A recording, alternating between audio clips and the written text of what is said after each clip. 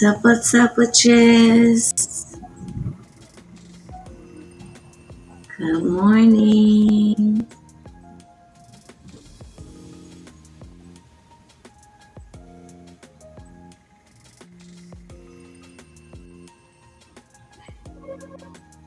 What's up?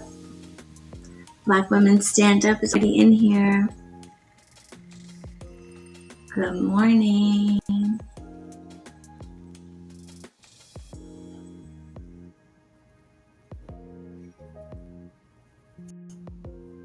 What's up? I hope you guys can see me. It's a very cloudy, rainy morning here.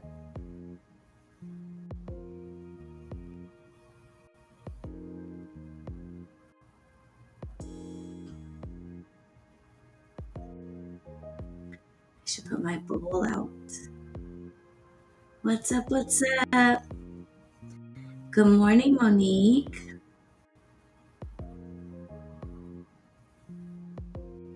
You guys are hitting me with the grand risings. You gotta be careful. People will think you're scammers these days. Good morning, Betty. How are you? Welcome, witches. What's up? What is up?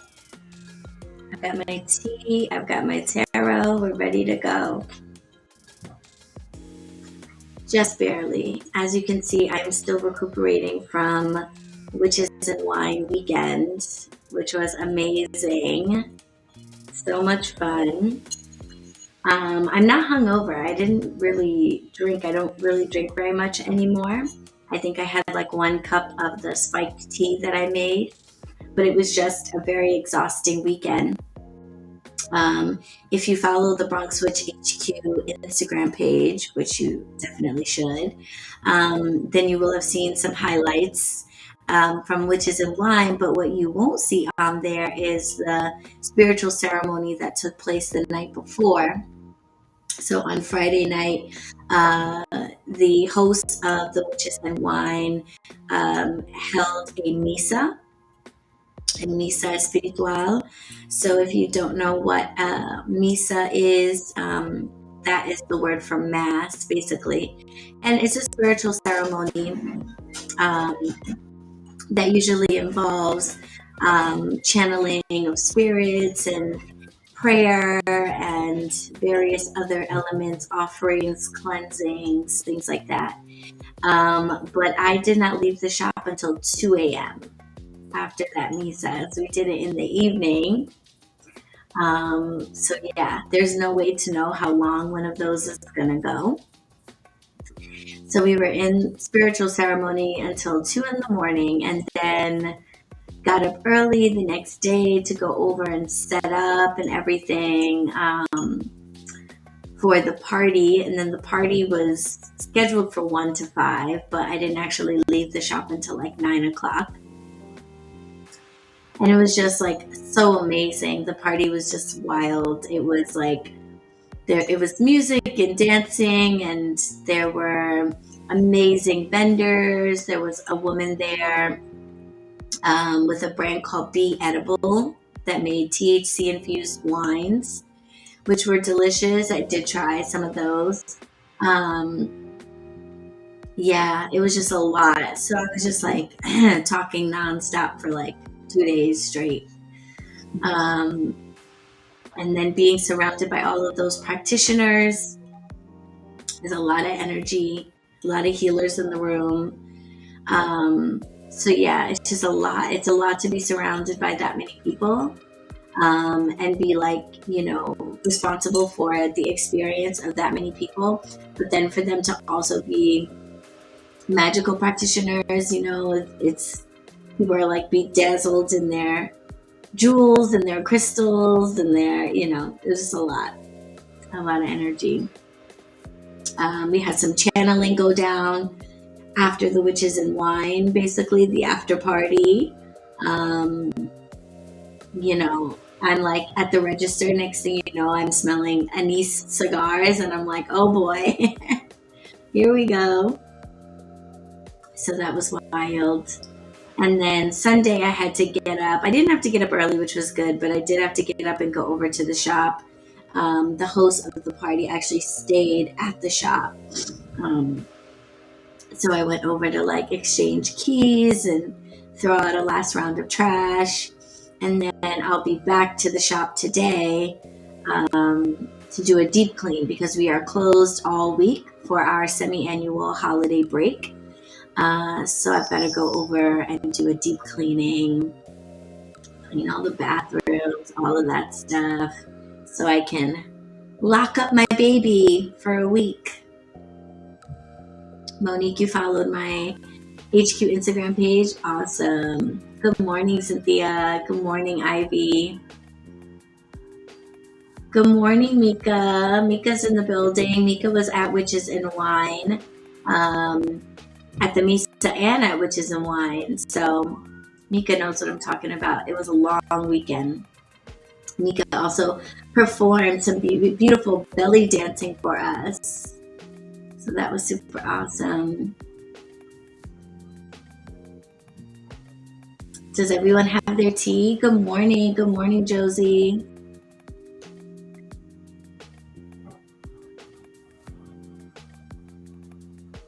Is everyone sipping on their tea? I don't know what that means, YouTube. YouTube is telling me that the stream's current bit rate is lower than the recommended bit rate. But YouTube is also assuming that I have any idea what a bit rate is. I have no clue.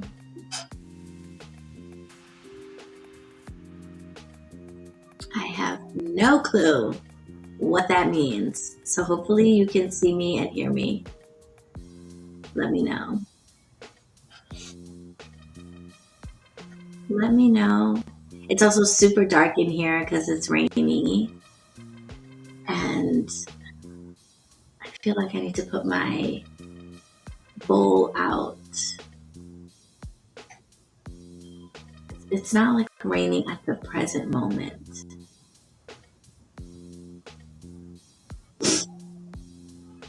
But I have a couple of bowls that I put on the window so whenever it's raining to catch rainwater.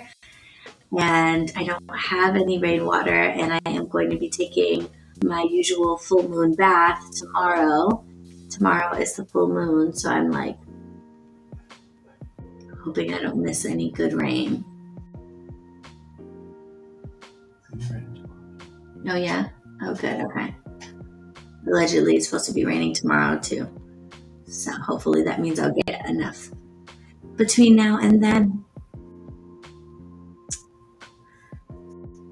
Yes. Good morning. Welcome.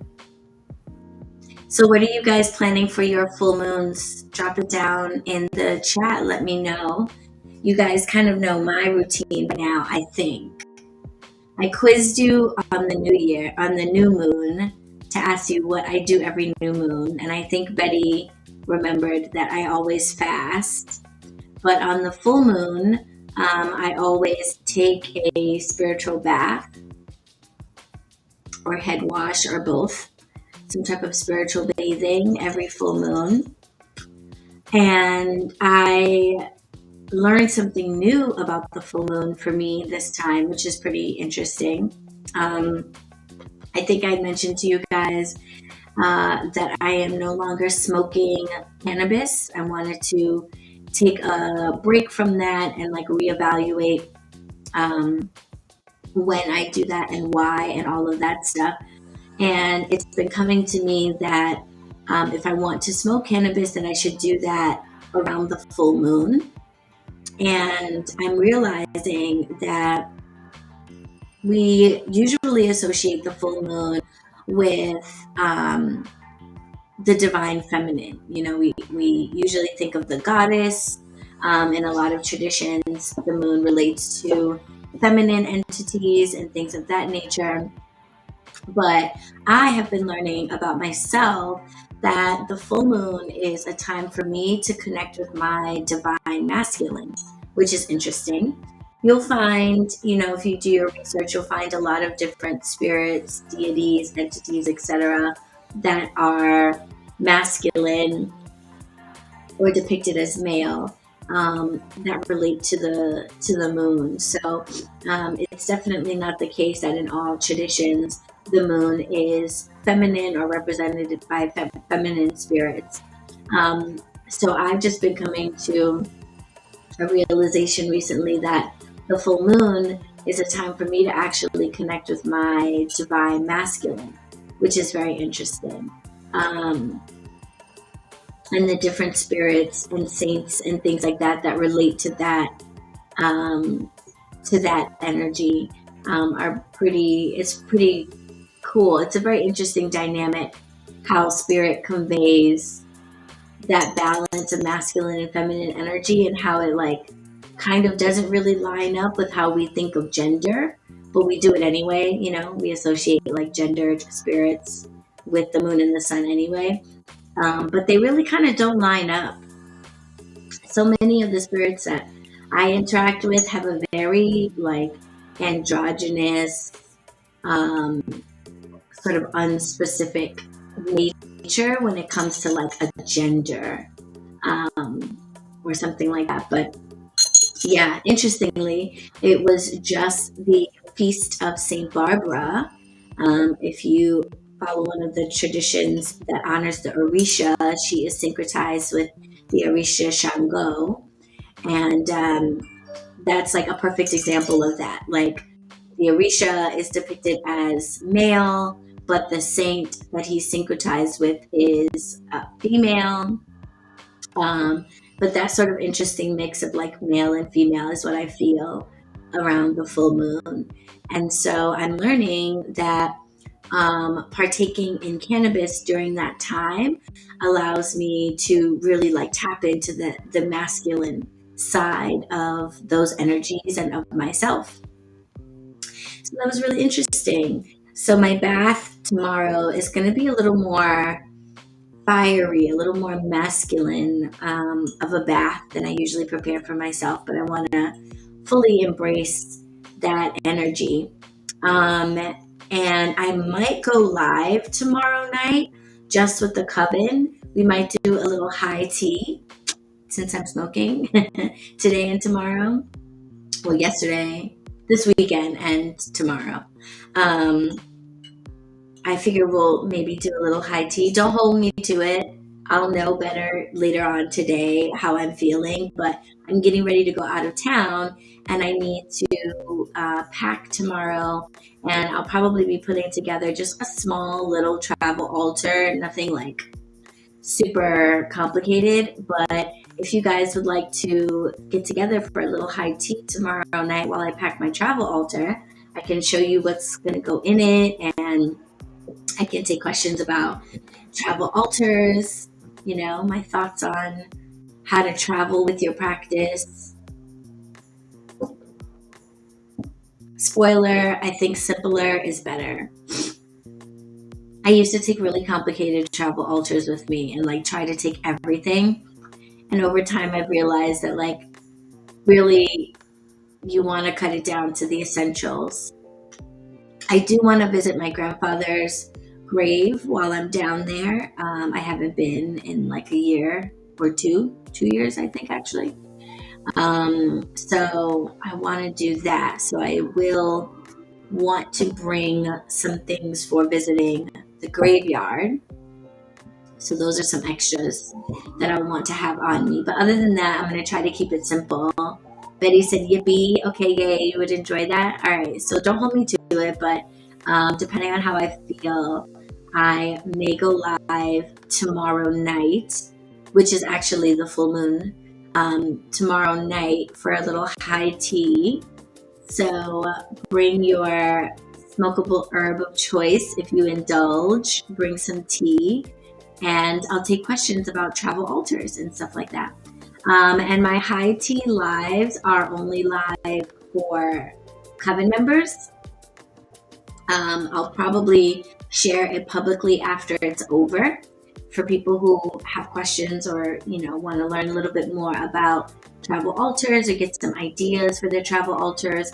But if you want to actually tune into the live in live time and hang out with us and ask questions and stuff like that, then you're going to want to be a member. So Coven membership is done through this page. There's info scrolling below me on this live for how you can get more information. Visit the website, go to the Coven membership page for a full breakdown of exactly what each level includes and how it all works and all of that stuff. And then consider joining us so you can tune into that live. Otherwise, you'll catch the replay. It'll be there. Yes, Josie would like that. Okay. I'll try to make that happen. If I do, it'll be like in the evening. It won't be in the morning, obviously. It'll be like 7 in the evening or something. Eastern time. So, did I miss any posts? Did you guys tell me what you're drinking for tea? Did anybody else have tea? Betty, you were making tea. Yes, we were having a great time. Witches and Wine was so much fun. So much fun. Definitely more to come. If you missed Witches and Wine and you are in the New York City area, then you should consider coming to our next HQ event, which is a tea and tarot. Hello. Tea and tarot party. So if you like our tea and tarot lives, then you should come to the next tea and tarot party. We throw these at the shop every solstice and every equinox. And it's fun. We have tea, snacks, goodie bags. We will have tarot readers on deck. We will have vendors on deck. There'll be music. There's going to be a raffle of some really cool prizes. So, and it's totally free. In the past, we were charging tickets for tea and tarot, and we've decided to change it up. Since the shop is going to be open, the event is totally free. And then when you arrive, if you'd like to shop any of the vendors, if you'd like to shop in our shop, if you want to purchase tarot readings, things like that, then you'll be able to do that when you get there. But to just come to the event is totally free this time. We're going to see how that goes, see what the turnout is like. So tell a friend if you want to see more tea and tarot parties. Make sure that they stop on by.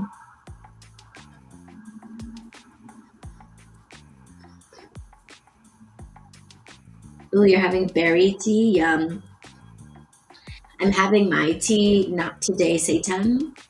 Okay, because I've been feeling like under the weather ever since Witches and Wine. I think it's just like my first time being around so many people, so many energies and things to get used to.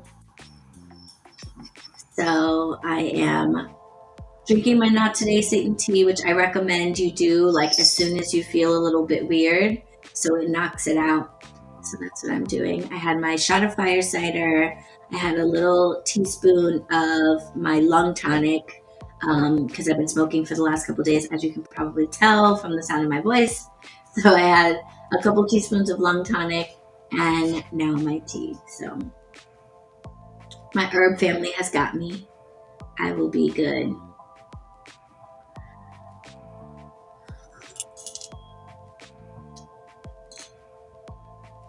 Ooh, the subway was busy.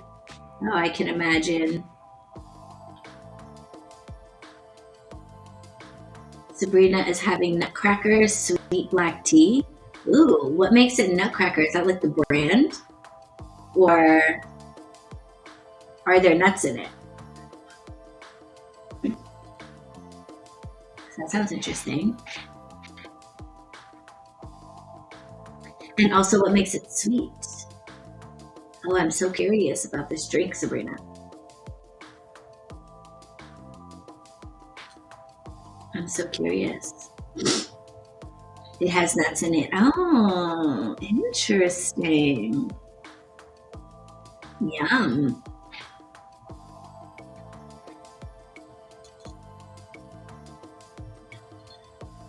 Betty, you have to get grounded. For sure. I can lead us in a little grounding exercise. Almonds.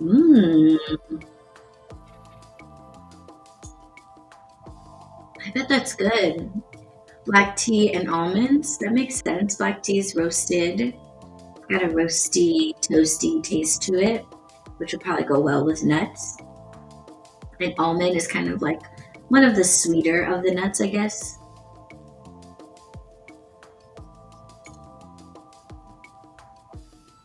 Very nice.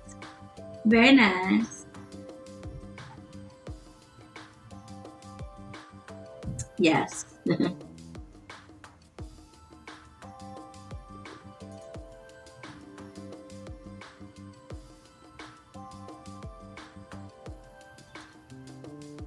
Well, if you haven't made yourself a cup of tea yet, you have time. We're going to get started into the reading in just a minute. So go ahead and make yourselves a cuppa, as the Brits say. A cuppa. Grab a cuppa. It also has citrus peels, cherries, and apple. Okay, there goes the sweet. Yum. Mmm. That sounds perfect for the season. Almond and apple. Yeah. Yum. I love that. That sounds really good.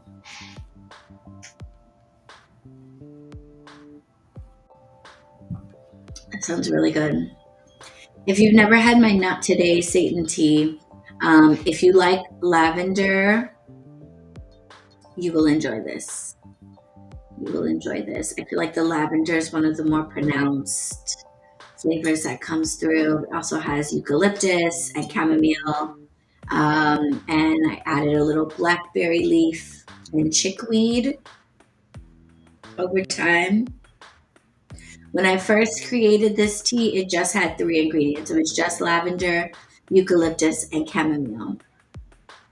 I felt like those 3 herbs addressed like the 3 things you could have. You know, when you wake up in the morning and you feel kind of like crappy, you could either have like a headache, you could have like a stomach ache, or you could have like a body ache. So I went with those 3 to start. Yeah, this is my Not Today Satan tea. At BronxWitch.com, you can shop the HQ shop. All my teas are in there. It's time for a restock.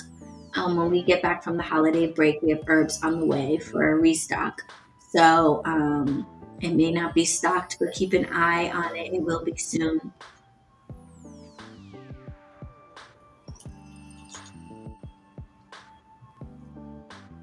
Oh, you're doing some connecting with your tarot cards. I like that.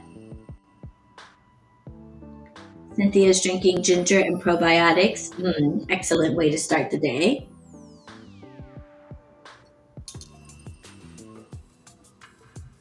You got that tea from a farmer's market? Yum. There's a farmer's market here. I mean, there are several around the city, but there's one right here in front of in front of the park. It's in front of HQ. And I've been thinking about setting up a table there for my teas and stuff. The other stuff we sell in the shop, like the candles and all of that stuff, probably don't make sense for the farmer's market. But like all of my teas and medicinal blends and herbal smokes and stuff would probably be real cute out there. So I got to get serious about like finding out how to sign up for it.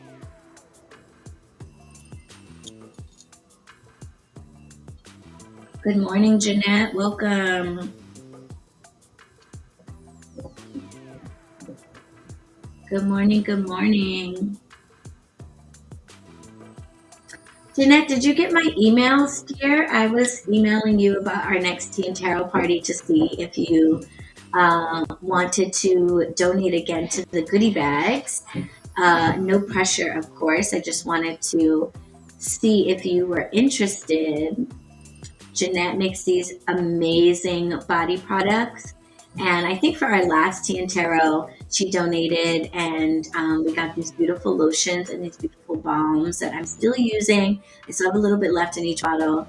And the Egyptian balm smells, oh, I can't even describe the smell, you guys. So good.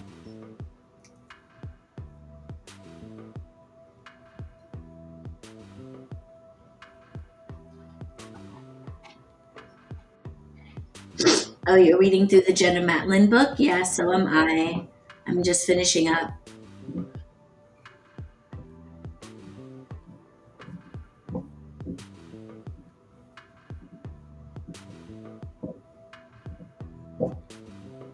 Okay, awesome. Awesome. If you could fill out the form in the email then, just so that I can actually promote you, like on our flyers and let people know about you and stuff like that. I would so appreciate it.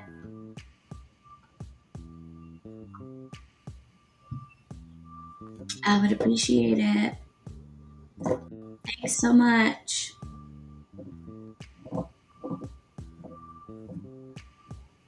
Making your own blends is a lot of fun, Sabrina. Personally, I second that.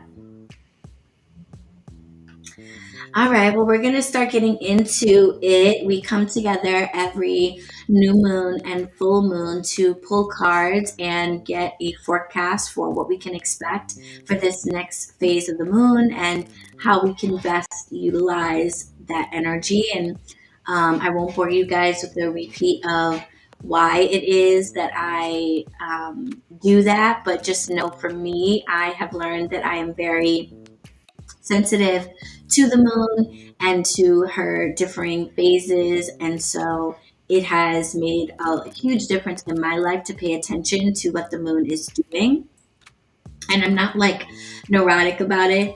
And I'm definitely not an astrologer. So, make sure to follow an astrologer for in-depth information about these transits, and definitely pull your birth chart so you can track how these different phases of the moon might impact you and things like that. But for me, I have just noticed that I'm really sensitive to the moon, and so it makes a lot of sense for me to just pay attention to what she's doing so that I have some idea of what I can expect for myself in terms of my own emotions, but also in terms of occurrences and things that might actually happen, or how other people might be behaving as a result of what the moon is doing. So this is the full moon reading for the upcoming full moon tomorrow in Gemini. And Betty was mentioning that she needs some grounding after getting off of the train. So if any of you also, also feel like you could use some grounding, then I invite you to participate in this and just take a moment. If you're sitting somewhere where you can put your feet on the ground, that is great. If you're sitting somewhere where you can take your shoes and your socks off and be barefoot, that is great. Materials like rubber and wood are, they tend to absorb energetic frequencies. So if you're wearing rubber shoes or anything like that, the closer you can get your bare feet to the ground, the better. So place both feet on the floor, or if you're already sitting on the floor, you might sit cross-legged.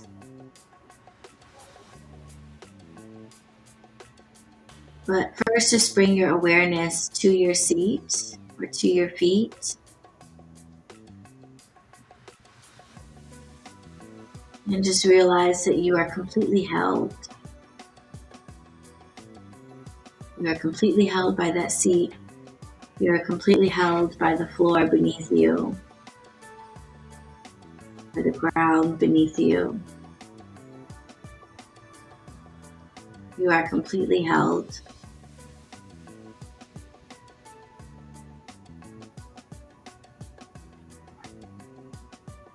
Allow yourself to relax into that space.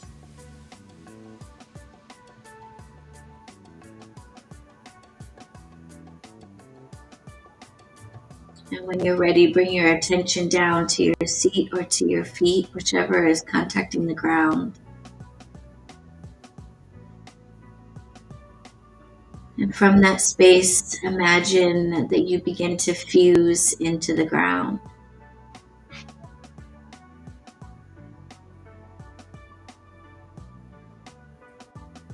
Feel yourself growing into the floor itself.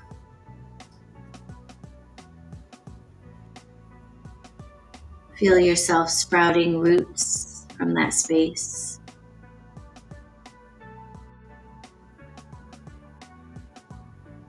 See those roots burrowing into the floor.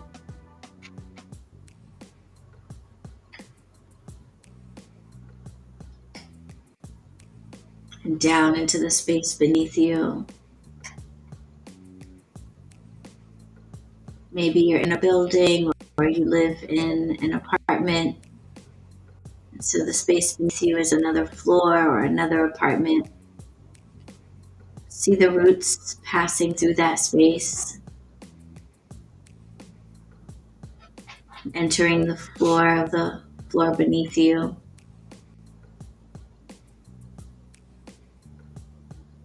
And continuing it down until it meets the actual ground.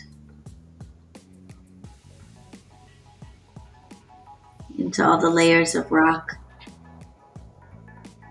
into the bedrock, into water, into rock again, until it meets the core of the earth.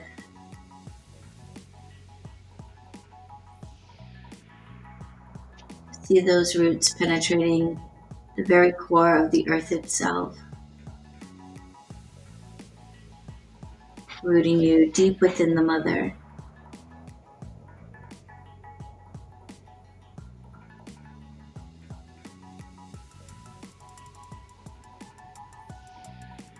Feel yourself attached there.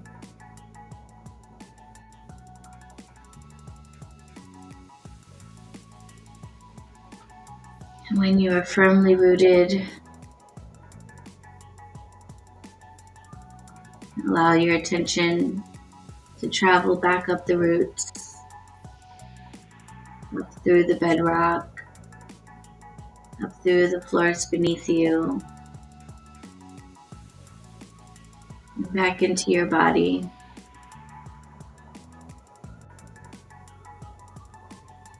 Back into the space that you're sitting in or standing in. Back into awareness.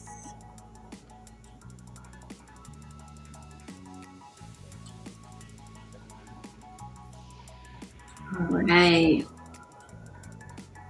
Firmly grounded and ready to receive messages. Hopefully that was enough time to get your tea, if you were getting your tea. Hi, Anthony. Welcome.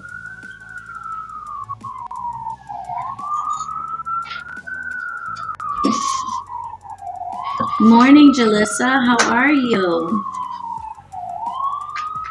Welcome, welcome. We were talking about you at Witches and Wine. Tanisha catered for the party and it was fabulous. Fabulous, fabulous. And she's going to be coming back and doing some light catering for our next event, our Tea and Tarot party for the winter solstice. I hope you can come by.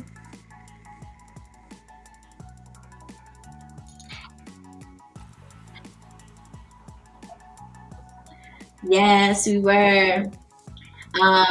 We were making arrangements for you and Sophie.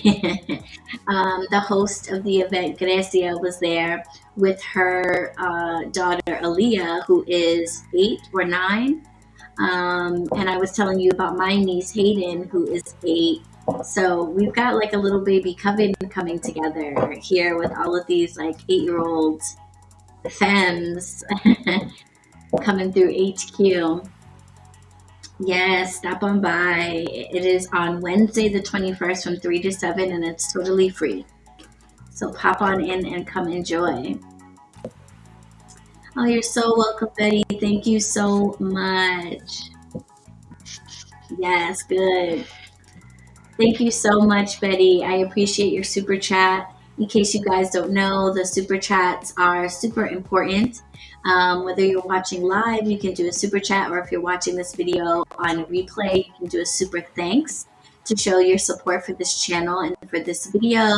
Your super chats allow for these lives to be open to the public rather than just coven only videos. So I really appreciate that. And your super chats are helping to improve these lives. So we've got this fancy new background and this light. And my next goal for us is for me to be able to get us a second camera so that you can have a different view and be able to see the cards a little bit better. So that is what your super chats and super thanks are going towards, the production of these videos. So I appreciate it very much. I appreciate it very much. So we'll get into the reading, guys. We have been hanging out quite enough. I think that's all the important announcements and all of that good stuff. If you haven't gotten your tea by now, get it together. Grab yourself a cup of tea and let's talk about this full moon. So this upcoming full moon is actually tomorrow night. So you guys have quite a bit of time if you haven't already made plans for how you want to honor the full moon, how you want to call in this Gemini energy into your life, make use of it, etc. You have some time. I wanted to come hang out with you guys a little early so that you have time to get ready for yourselves, and no pressure to do anything particularly elaborate or anything like that for the full moon. But for those of you who are trying to live witchy lives on a regular basis and feel like there is witchcraft infused in how you live your life as opposed to just something you do here and there occasionally, then marking the passing of the time of the year is one of the best ways to do that, I think. Because you can really decide for yourself what it is that you want to do in order to mark that passing. But just something is a great way to incorporate some type of magical or spiritual practice into your everyday life. You know, if you pay attention to how the earth is moving around the sun and track the Sabbats of the year, you don't have to go by the 8 particular Sabbats that Wiccans tend to go by, but if you track the progression of the earth around the sun, the solstices and the equinoxes, as well as the moon in her phases, you are going to be, you know, incorporating some type of magic or spirituality in a good chunk of your life. You know, the moon changes phases every 3 days or so, and then every 14 days or so we have a new moon or a full moon. So if you are doing something, you know, just to track that, just to honor that passing of time, that's definitely going to take you from, you know, maybe only doing something magical or spiritual once in a while to doing something very regular. And it doesn't have to be elaborate at all. If you guys are not new here, then you know that every new moon I fast. Not necessarily any ritual or anything involved in that. I, you know, literally just only eat like blended fruit and vegetables and like water and tea for 24 hours. That's my new moon ritual. I don't have to buy anything in particular. I don't have to set up an elaborate candle display. I don't have to create an altar. Nothing like that. I just fast. And then on the full moon, it's a little bit more involved. On the full moon, I take a spiritual bath. So that does involve preparing the bath and charging the bath. But even that is not really too complicated. I let spirit guide me in terms of what will go in the bath and what the energy of the bath will be.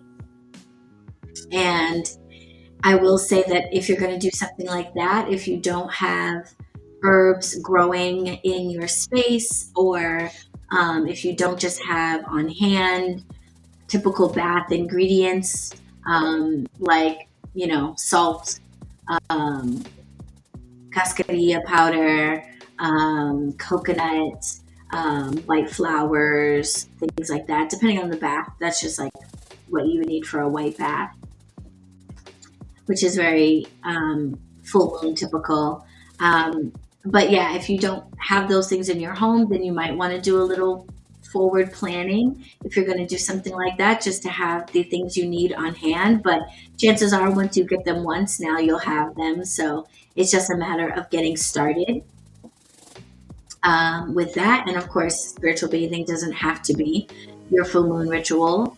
It could be something else. But if you wanted to do that, then you might need a little bit of planning ahead for that. But your rituals do not need to be complicated, complex, costly, or anything like that. They really can be very, very simple. The idea is just to try to get back to where we were before, which was living a life that was in tune with nature, as opposed to in opposition and fighting against nature. So just tracking the earth around the sun and the phases of the moon is going to do wonders for helping you to reconnect with energy and reconnect with nature and reconnect with the flow of the world around us. You're going to use the soap you got from me tomorrow for your first spiritual bath. Nice. Enjoy. Enjoy. Remember, there are instructions and prayers on the outside of the box of the soap for guidance if you need it. All right. What else? Is Betty the only one who's got a full moon ritual planned? Is anyone else planning on honoring this full moon? How so?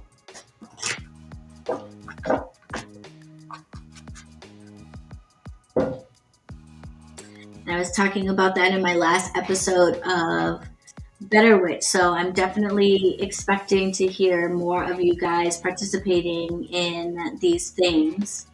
Julissa already started. Yeah, same. I was talking about that at the start of the chat. We talk a lot about being witches and read lots of books and all of those things, but what are we doing in our practice to actually make our practice a practice? So a lot of you have been following me for some time now, so I would expect that at this point you have begun to honor the changes of the seasons and the phases of the moon as a very starter way of incorporating magic into your actual everyday real life.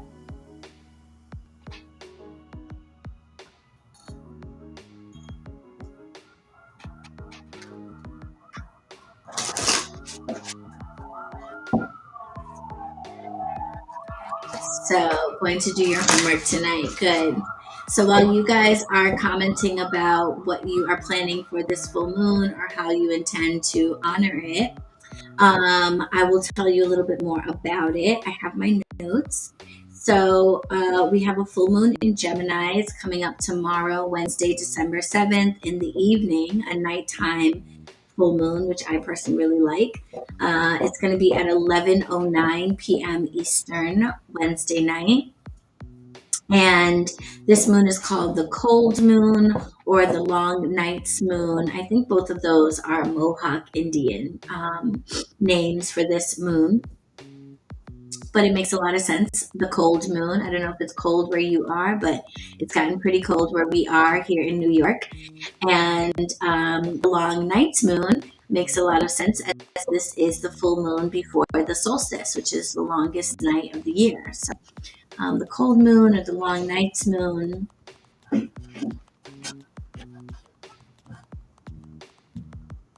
Yes.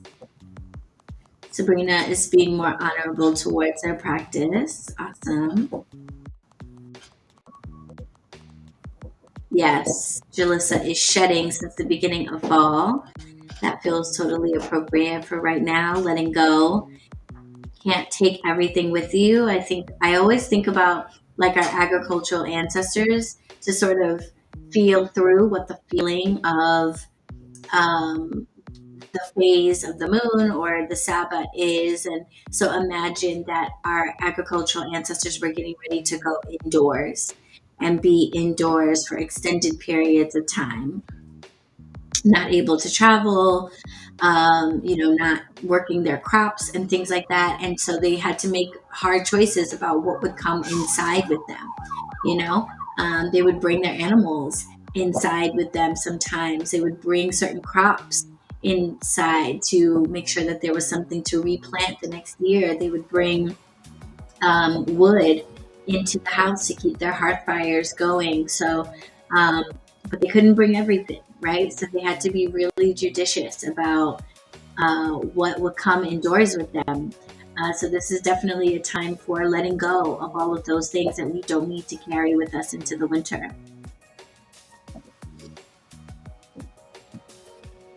Anthony pulls from the Words as Wands deck for each full and new moon. Awesome.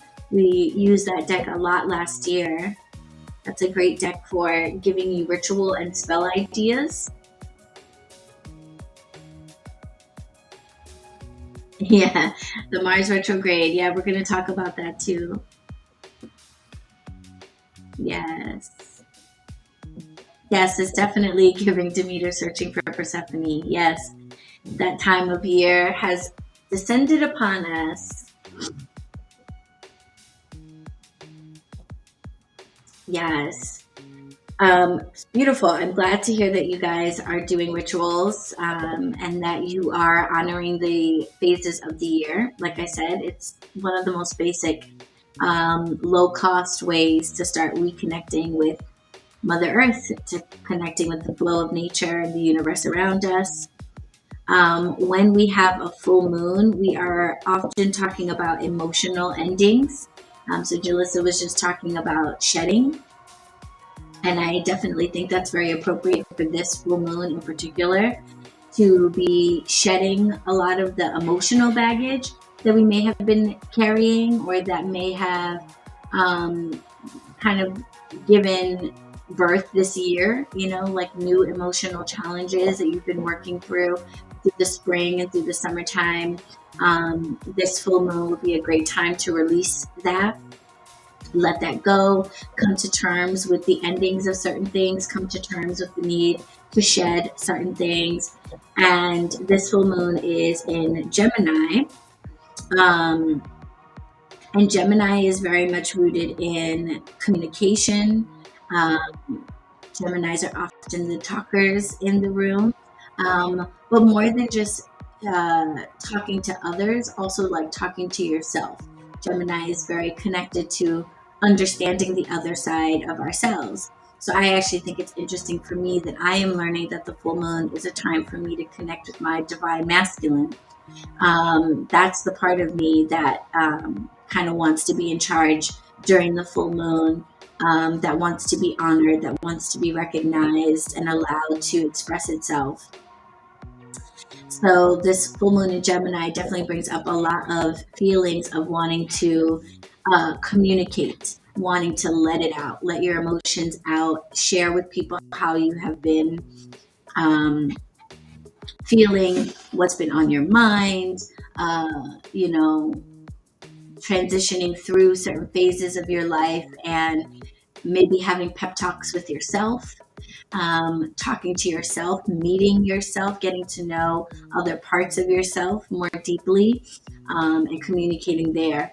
But something that's interesting, and Jalissa mentioned this, and remember, guys, I am not an astrologer, so I definitely recommend that you look folks up and, find somebody that you gel with and check in on their regular readings or regular postings for more in-depth information. But one thing that, in my research for today that kind of got my attention was this Mars retrograde that is going on. Because a lot of times we focus in on what's happening with one planet or one planetary body. and kind of forget that, the whole cosmos is doing something at any given moment. And what the rest of the cosmos is doing might have an impact on what's happening with the moon or the sun or what have you. But in addition to the moon being full in Gemini, Mars just went retrograde. And that's an important thing to know because Mars is the planet that rules our action and our desire to want to get things done. Maybe even in like an aggressive way. Mars is very much associated with war and aggression. And so you might be feeling a desire to want to let your emotions out, maybe, have a talk with somebody and all of that good stuff. And then Mars being in retrograde kind of comes in to temper that out a little bit and says, hold on, let's slow down. Maybe taking action right now is not the best thing to do. Maybe that conversation's not really what you want to do. So with those two things kind of fighting up against each other, I would recommend that you use this time to prepare for taking action rather than for taking action, especially as it relates to anything having to do with communication. So if you were planning to have a difficult conversation with someone, or you've reached a boiling point, feel like you need to say something, you need to confront someone at work, you need to have a hard conversation with someone you're dating, you need to talk with a family member about the holidays and things like that. With Mars being in retrograde, it might be a better idea to journal those things, write those things down, and start planning how you want to express yourself. Rather than actually taking the action and doing it right now, just because that Mars retrograde is not the best energy for taking action. It is better to do that when Mars is direct. And I actually don't know when that will be, but that's something to keep in mind. Oh, happy birthday, Cynthia.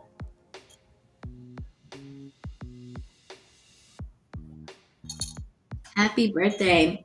Yeah, I feel like birthdays definitely carry that renewal energy for us. So we're like always wanting to start new around our birthdays. That's a beautiful thing to line up with the full moon tomorrow. So now that we talked a little bit about the astrology of this full moon, we will start pulling some cards, if that's okay with you guys. I think we are going to pull an oracle again from this new deck that we are trying out, the Anatomy of a Witch Oracle by Laura Tempest Zakroff, that we got as a gift. You guys remember that? Make sure you can see. Yeah, okay. You see that? Anatomy of a Witch Oracle. Cards for the body, mind, and spirit. We got this as a gift, and we pulled our first card from it last time during the new moon. So I figured we'd use it again. It's a really pretty deck.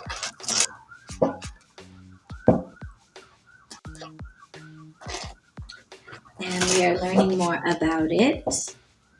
This is a guide. The guidebook is a guide for the embodied witch, which we, I think, want to be. And then I'm going to pull tarot cards from the Mahogany Tarot, Kashira Hickson, POC designed tarot deck. It has all of the images redesigned as people of color. I hear she's already moving on to another edition of this deck that has more diversity in the hues of skin complexion, because everybody in this deck is the same shade of brown, but she is changing it up a little bit and adding more variety in the complexions, which is cool.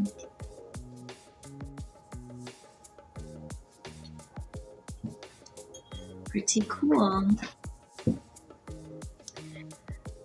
so that's who we're going to be pulling with today.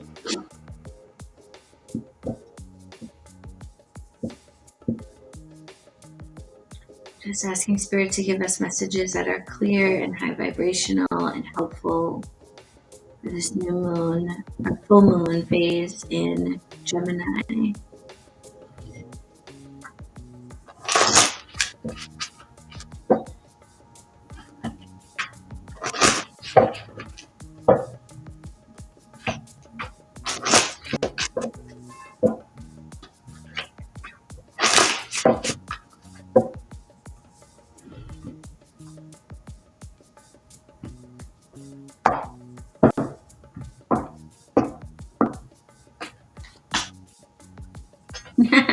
Okay, so our oracle card is, can you see that? Make it real close. Is Equinox. Okay. Very interesting card. This is the full moon before the solstice. And we were talking about how Gemini represents that balance of duality of communication, either with others or with yourselves, often represented by the Lovers. And here we have a little heart on this scale, and then a feather on this scale, representing the balance between our emotions and our mental. Here we have the moon. So interesting. Like I've always said, we always talk about astrology before we even pull the cards, because if we didn't, it would come up in the cards anyway. And I love to see this because this is a new deck that we've never really worked with before. We've only pulled one card from before. And I love how that holds true. Even in this new deck, we seem to always see the astrology come through in the card imagery itself. So very interesting. So let's see what Laura has to say about the equinox. So this relates to lunar and solar events. In this card, a sphere is split equally into bright and dark halves, balancing upon a pyramid that is also the base of a scale. On the two pans sit a witch's heart and a feather, referencing the weighing of the heart ritual found in the Egyptian Book of the Dead. Oh yeah. You guys remember learning about that in school? Where your heart would be weighed against a feather to see if you can cross over. Equinox means equal night, referring to when the length of the day equals that of the night. It is a point of balance that we experience twice a year on the first day of both spring and fall.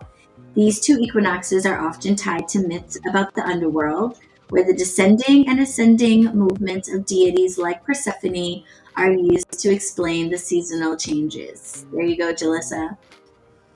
In the ancient Egyptian ritual referenced in this card, if the deceased heart balanced perfectly with the feather, a symbol of Ma'at, the Egyptian goddess of truth, order, and justice, the soul would be allowed to move on to the afterlife.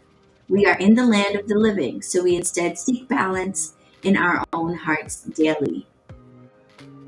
So the message in this card is balance, exchange, and precipice. It's a reminder that maintaining balance takes work and is not to be confused with preserving the status quo. It reminds us to be justice-minded, to practice honor, and to speak with truth and respect, even if it upsets those who are comfortable with the status quo. Beautiful.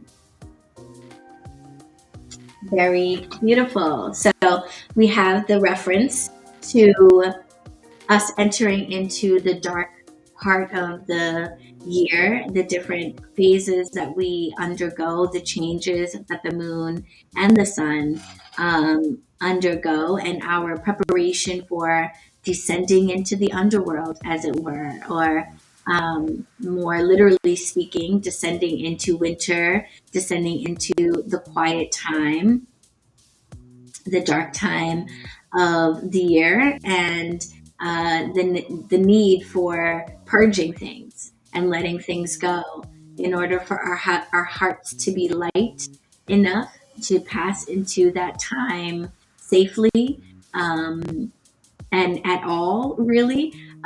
Is going to require letting some things go. So the emotional baggage that we're carrying, anything that would make our witches' hearts heavy, need to be let go of, so that our hearts are as light as a feather, and so that we can usher in this time of quiet, this potentially time of solitude, and all of that good stuff. If we want to take full advantage of that, it sounds like the message here is to let go of emotional baggage and go into this phase of the year as light as we possibly can. Very nice. Yes, I agree. A beautiful message for this full moon in Gemini.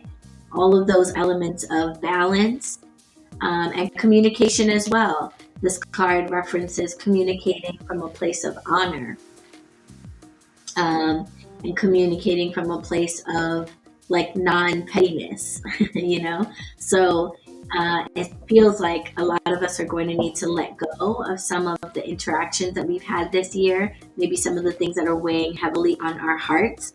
I definitely am feeling strongly that journaling would be really helpful at this time. So rather than getting into any potentially sticky arguments or taking action sooner than is best, it sounds like this would be a good time for you to get that out of your system by journaling, writing it down, just like releasing that energy in some way.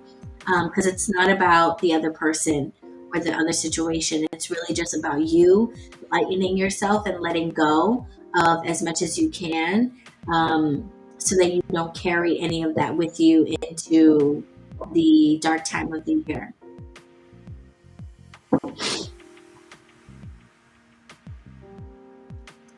Saniqua said, Alafia, hello, how are you? Welcome.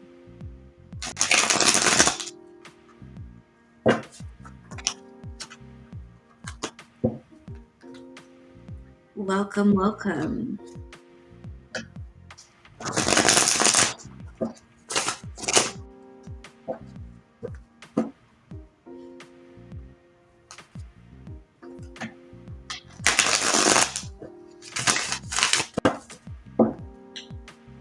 All right, now we're going to pull some tarot cards for some specifics.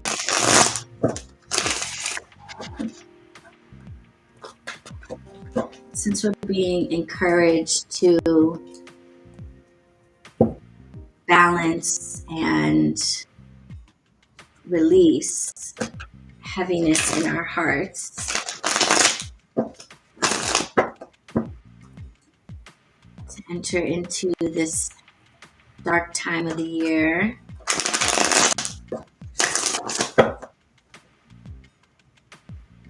I'm asking Spirit for guidance on how we can, what should we release,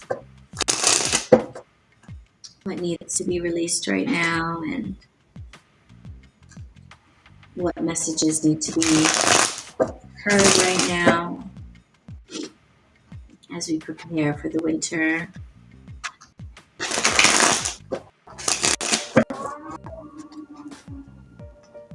As a collective,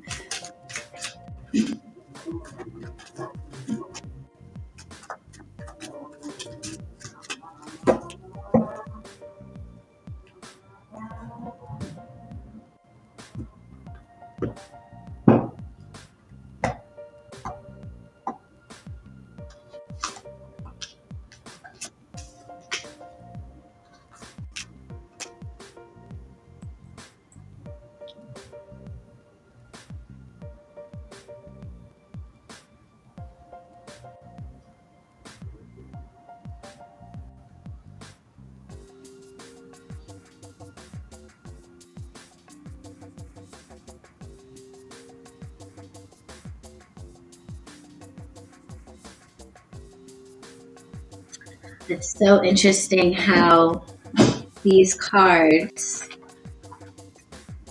this is why we need another camera view, guys, so you can see what I see. Julius has Pleasure Mars and conjunction there.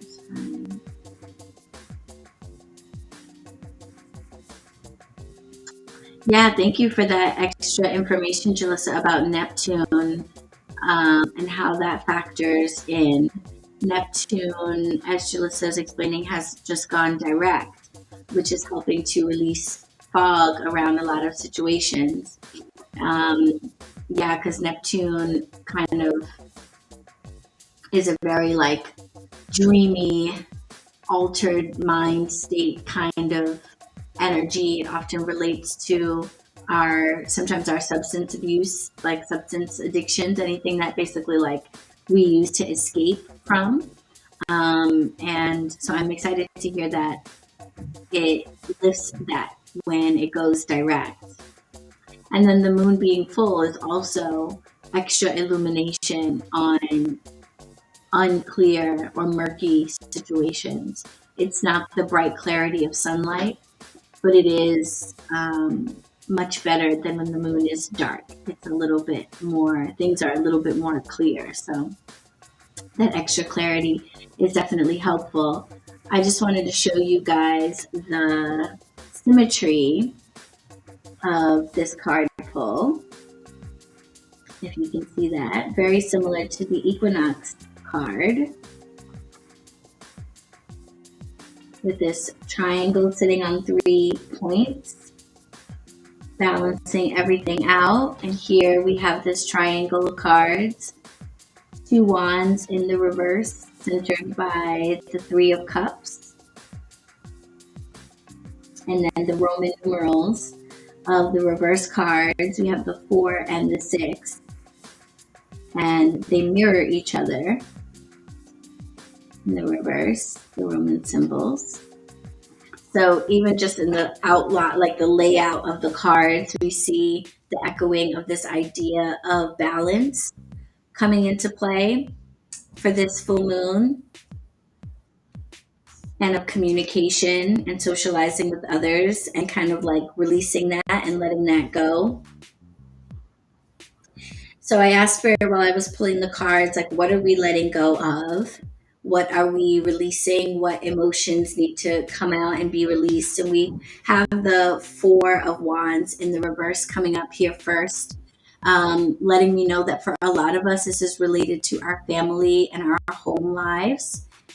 This might specifically be romantic relationships, as this card does depict a wedding scene. So for some of us, this is going to be the endings of some romantic relationships, the endings of some intimate relationships, letting go of our expectations of what those relationships are supposed to look like or what they're supposed to be. That feels really appropriate considering that this is the full moon before the holidays. So for a lot of you, there's going to be some reconsidering of like what it means to come together as a family. You may not be doing the typical traditional family gatherings this year. You may be sitting them out, not participating. All of this is super relevant for my life, but this is not about me, it's about you. Well, I guess it's about me. It's about the collective. So I'm a part of the collective.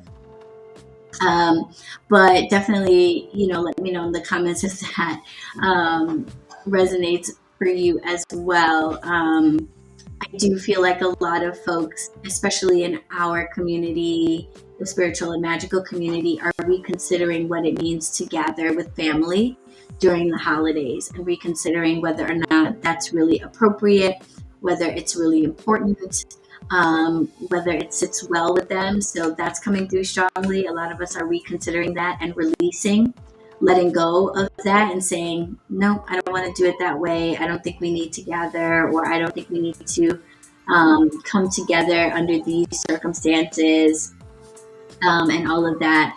But for some of us, this is going to be more romantic and having to do with our intimate relationships, spouses and, live-in boyfriends and girlfriends, baby daddies and baby mamas and all of that stuff. It feels like there's some emotional baggage and built up conflict that is being released right now, or that would be good to release right now. So you may feel like, I don't know if I'm ready to let this go. I feel like sometimes we get attached to our strife and our struggles and our arguments and stuff, and we get in that toxic loop where we almost become kind of dependent on those things. But if you've been thinking to yourself that being in that relationship or being in that situation is more harmful than good, then you might want to consider that. And remember that Mars is in retrograde. So this is not a call to take action. It's more a call to consider it, to spend some time thinking about it. Again, journaling is coming through very strongly for me. So journaling and writing down what it is you might want to say to that partner, how you might want to explain yourself, or just what your thoughts are, why you feel like the situation is no longer healthy for you, why it's no longer a good foundation for you to build on. And not necessarily taking action at this moment, but just kind of getting your mental and emotional ducks in a row, releasing the pain or conflict that you have been carrying about the situation and letting that out, grieving the situation basically for yourself, so that when it's time, you can take action and finally maybe sit someone down and have those hard conversations. Same with your family gatherings and things like that. This feels like reconsidering, reevaluating how you want to spend that time, and maybe not letting people know right at this moment what you're going to do, or taking action about what you're going to do, but just sort of processing for yourself, like, why? Oh, Betty said bang on. Son is now married, so now the new family to hang out with. Not worrying about this is where I'm at. Yeah, letting go of concern about that, letting go of your expectations of what these moments are supposed to look like, what the holidays are supposed to look like, what family is supposed to look like. The message here is to let go of that attachment to this kind of nuclear family, or whatever our previous notions are about what family is supposed to look like. Yes, Cynthia said, I skipped the usual family Thanksgiving gathering and felt so light inside. Yes, love that. Thank you, Jeanette. Thank you so much for the super chat. I am very delighted to hear that resonated with you. So that's what we are releasing for this full moon in Gemini. And then in terms of like what we want to be focusing on, or what we might want to call into our lives, because whenever we release, we want to call something in. We don't want to leave a vacuum. It's like when we cleanse a space, we want to follow that up with something uplifting, rather than just leaving a vacuum for anything to fall into. And we have the Three of Cups here. And the first thing that I heard when I saw this was chosen family. So this is a call to spend more time with your chosen family. So the traditional family dynamic, the traditional home dynamic, what you have been used to, what you have been working towards previously, it feels like it's time to let that go. Let go of your expectations for what that is supposed to look like, and instead embrace your chosen family. We have the Three of Cups here, a lot of emotional, I don't want to call it baggage, but a lot of potential for a lot of emotional release here with the Three of Cups relating to our emotional state. And 3 is a very abundant number to me, but it's also a very balanced number to me. I find the odd numbers to feel more balanced than even numbers. I'm just weird like that.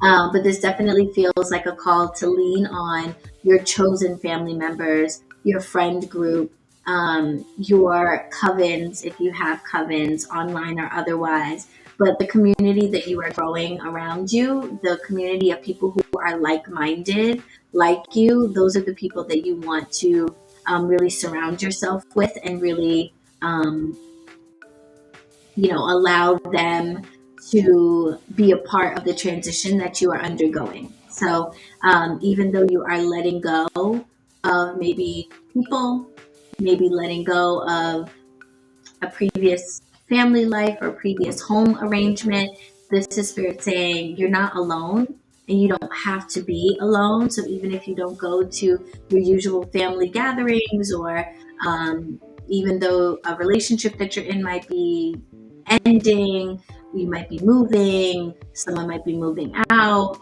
and you have all of these things transitioning, you can lean on your chosen family, on your friend group, on people who are like you, to help you through that time and help you to not feel so alone, and to help you celebrate also the ending. This is a card of celebration. So it very much feels like a great way for you to emotionally release this ending that you're going through, or this transition that you're going through, is to celebrate with like-minded people. And like, it's kind of like, when you say you're breaking up with somebody and all your friends say congratulations instead of like, oh, that's too bad, it's like that. Like, surround yourself with people who are going to see what you're going through and what you're transitioning through as a good thing for you, and are going to celebrate you and encourage you to do that. Yeah, so you don't have to be alone during this transition. Okay. Surround yourself with your peers, your friend groups, instead of focusing in on like the people or peoples that you are quote unquote losing. Okay. Yes, Marlene will be over to spend the holidays with me and the puppy. Yes, yes. Surround yourself with your friend group. Let them support you through that change and transition of difference, while you sort of reevaluate maybe what you want the holidays to look like, or what you want your winters to look like. But you definitely don't have to be alone just because your previous arrangements are changing. There's still so much like abundance, so much fruitfulness that will come from surrounding yourself by your chosen family, your chosen friend group. Okay. Bye, Anthony. Have a great day. And then following up, or like rounding out the reading here, we have the Six of Wands in the reverse, which for me is just another reminder that this is not a time to be taking action and moving forward. It's not a time where you're going to be received the way that you would want to be by other folks. You know what I mean? So the transition that you are embracing and the things that you are releasing might need to be kind of kept private for now, or at least don't expect the world at large to be as celebratory as your friend group. And that's really going to help you. I think that's really going to help you to see who is really here for you, who really should be a part of your like future plans, um, who really should be getting your time and energy and things like that. Who are the people who are celebrating you and congratulating you for deciding to step away, release, let go of whatever it is you've been carrying? And who are the people who look down on you for it, or condemn you for it, or want to make you feel bad about it? Because I think that's going to be very helpful as you start to take action and make concrete decisions about like cutting people off, or changing your surroundings. That's going to really help. You want to see who's really here for you and your well-being. And those are the people who are going to celebrate you, even if you make decisions that they wouldn't make, or that inconvenience people. or that are not like what you made in the past, etc., etc. The people who don't want to celebrate you, the people who don't want to elevate you and honor the decision that you've made, respect the decisions that you've made, those are the people that you want to pay extra close attention to, because these are the people that are being referenced in the Four of Wands reversed. Those are the people and the situations that you would do well to release and let go of, step away from, and make your peace with no longer being so tightly connected to, because they're not supportive of you really being victorious for yourself, and doing what's right for yourself. But you do have people in your life that are. So these are the people that we want to embrace while we transition and let go of those who are not really, they're not really as excited about you doing things that only benefit you directly. And that's kind of a problem, because I feel like it's no one's responsibility to make sure that you are happy, healthy, or whole. That is your responsibility. But all of the people around you should want you to do whatever you need to do to be happy, healthy, and whole, if that makes sense. You know what I mean? Like, if we're friends, it's not my responsibility to make sure that you are a happy, healthy, whole person. But if you say that you need to do something for yourself in order to get there, you need to stop drinking, you need to change locations, you need to quit your job, etc., then I should be happy for you and supportive of you doing that thing. Even if it means I'm going to lose my drinking buddy, or you're not going to be in the same town anymore, or we're not going to work at the same job anymore. So even though it might be the downer for me, the thing you need to do, if I genuinely want you to be happy, healthy, and whole, then I am going to support you doing that. And there are people in your lives that get that, and there are people in your lives that do not.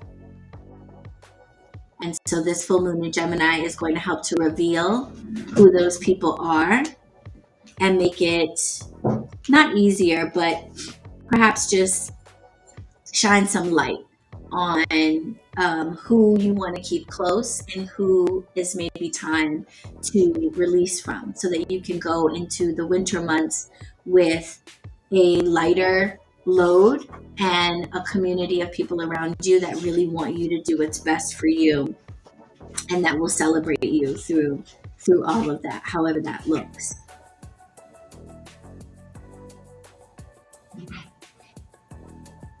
Okay.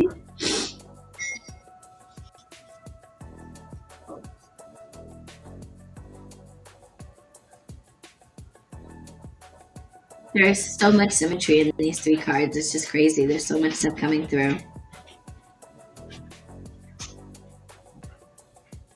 Very balanced. Good morning, JB. Good morning, Key. Welcome.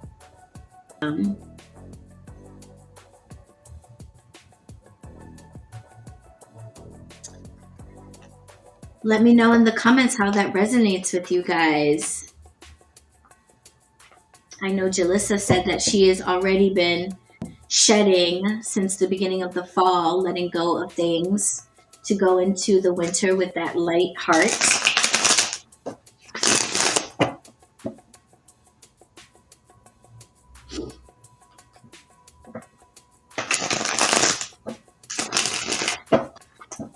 So this full moon, if you haven't already planned any rituals or things like that, it sounds like whatever you do, we want to focus on letting go of our expectations, letting go of relationships in our family or in our home lives that are not serving us, and surrounding ourselves with the people who celebrate and congratulate us when we take care of ourselves.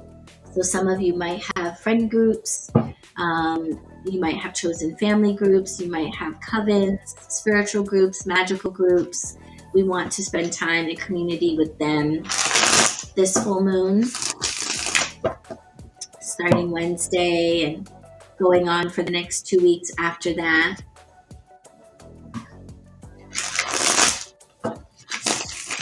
And keeping an eye out for people who do not congratulate and celebrate you as you make decisions that are for your own betterment, so that we are not carrying those folks into the winter and into the new year. You know, on the Gregorian calendar, we have a new year coming up, and so we don't want to carry into the new year folks who ultimately do not want to see us thrive.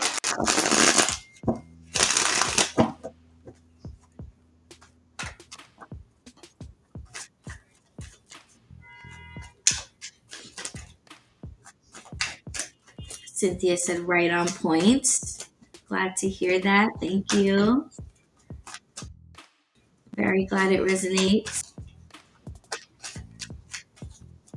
I know for me in my life it resonates a lot, but that's not a surprise. I'm the one doing the reading. It should. But I have completely reevaluated how I interact with my family members, especially around the holidays. No Thanksgiving this year I was in the shop and then came home and was by myself and had a little ritual for the indigenous, just a little prayer for the indigenous people, the Lenape and Munsee people, who were the original stewards of the land where I live. And then not going to Christmas this year with my family. Instead, I am going down to see my mom this week, and I'm going to spend time with my mom and my aunties and my niece, and love on them and cook for them and just have some great girl time with them. And I'll probably swing by my uncle's place and, you know, visit my grandfather's grave and just do all of that family stuff this week. And then I'll be here in New York. I'll be at the shop. We'll be open Christmas Eve. We'll be open New Year's Eve. And yeah, I feel really, really good about that decision. I feel really good about it. And it's so wild because when I got married, the first year that we got married, I didn't go to Christmas because we had just spent all this money on our wedding, and we had work stuff going on. Trying to get out of work after taking off a bunch of time for the wedding wasn't really possible and stuff like that. And so that was like my only year ever missing my family's Christmas. And I remember crying my eyes out because I was so sad and I was missing my Christmas with my family and stuff like that. And now, oh my gosh, I think I would cry if I had to go this year. It feels so good to not be going. Yeah, it feels amazing to not be going. Like when I texted, my cousins are all in a group me chat thing to plan for our breakfast. Our Christmas breakfast is like this whole big to do.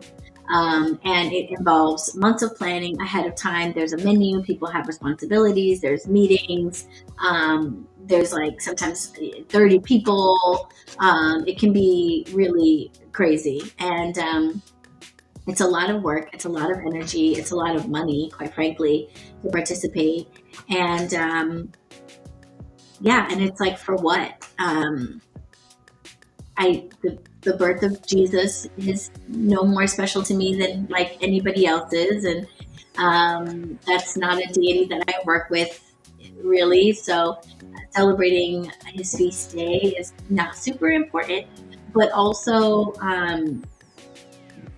like I learned during this process of HQ, reaching out to my family for donations and things like that, and receiving crickets in response and stuff, that it's just really important that I evaluate who is really pouring, like who is pouring into me, who is really supporting me, who is really championing for me and celebrating me, and just making sure that I don't overextend myself to folks that are not invested in seeing me thrive, you know, and seeing me be happy and healthy and whole, and who put their own preconceived notions or their own views of me or their judgments of me before wanting my genuine health and happiness. So I feel really light about it. I feel really good about the decision. I know it's the right one. And it's going to be interesting in years coming up, like, because this is the new normal for me. So I don't expect to be there in the future again for a while. So we'll see how that goes. But yes.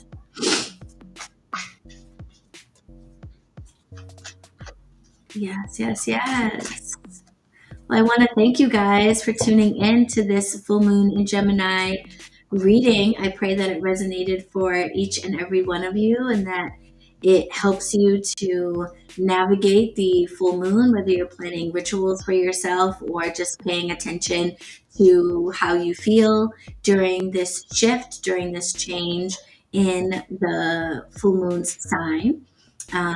All of these things help to reinforce magic and spirituality in your everyday. So if you're not already tracking the moon, if you're not already honoring the changing of the seasons, I definitely recommend that you start doing that. Start getting back in touch with nature and with the flow of the universe, because ultimately that is all that we're doing as witches.